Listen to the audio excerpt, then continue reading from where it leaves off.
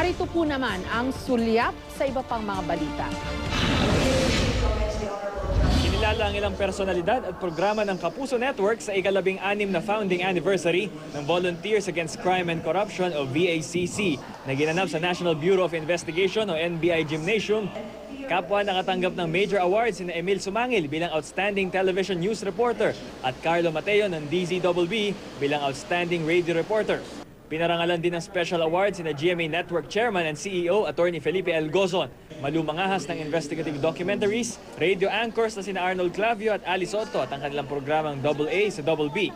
Nataon din na #1 ngayon sa survey ang DCWB. So bonus na to, bonus. Maraming salamat sa VACC sa pagkilala po ng serbisyong totoo na ibinibigay po ng Super Radio 594 DCWB.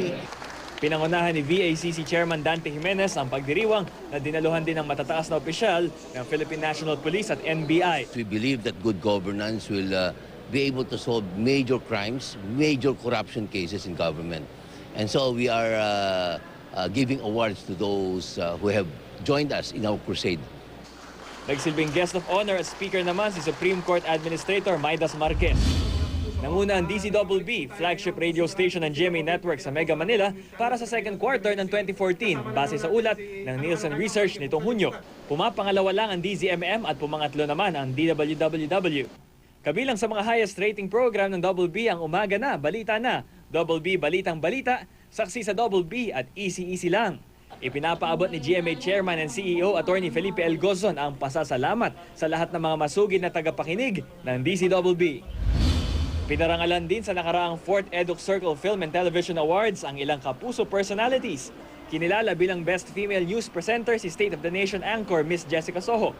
Most Outstanding Journalist in Public Service naman si 24 Oras anchor Mel Chanco. Ang Eduk Circle binubuo ng mga propesor at estudyante ng Communication at Journalism mula sa iba't ibang universidad.